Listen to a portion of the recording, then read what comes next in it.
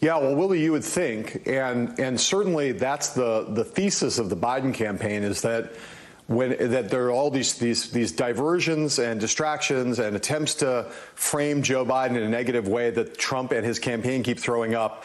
And the Biden campaign is thrusting and parrying, but in the end, they keep coming back to that argument, which is everything that's problematic about America in September of 2020 is the result of a failure to manage this pandemic. Why is the economy bad? Why are there these social stresses? Why is there a rise in crime in some areas? Why is all of this stuff, the schools, everything that's wrong comes back to the pandemic, and it's on not Donald Trump's fault for the pandemic existing, but his manifest failure to manage it. That's the Biden campaign argument. The thing that you saw yesterday on Labor Day was what I think is what we're going to see over the course of the next 8 weeks. And we'll see Donald Trump do a lot of different things. But yesterday you saw both Trump and really in a very direct way, the Biden campaign trying to bring the argument back to the pandemic and back to the connection of the pandemic to the economy. And that is where I think the election will be decided. And it's the one place where Donald Trump continues to have some hope, which is that it continues to be, amid all of these bad numbers for Donald Trump,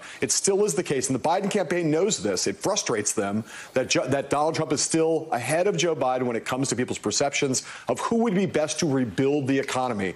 And the Biden campaign has been trying to chip away at that for months. And they still find themselves this day, the day after Labor Day, 56 days from the election, they still find themselves behind on that question. And they still feel like they have a lot of work to do.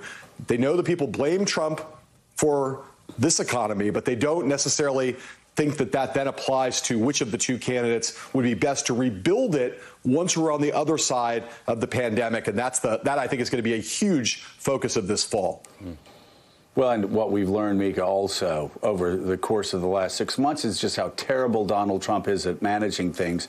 He's managed the pandemic in just an absolutely disastrous way. 190,000 Americans dead, almost 200,000. We're coming up on that 200,000 number that we heard in the spring, which Donald Trump, of course, dismissed and brushed away. Again, saying it was just one person coming in from China would be gone. It was 15 people coming in, but soon it was going to be gone. He hasn't been able to manage that.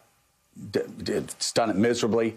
The lead story in a lot of newspapers today, Donald Trump, the New York Times especially, Donald Trump hasn't been able to manage his own money, his campaign, right. This billion-dollar enterprise. They've completely blown their advantage. And we'll talk about this in a little bit.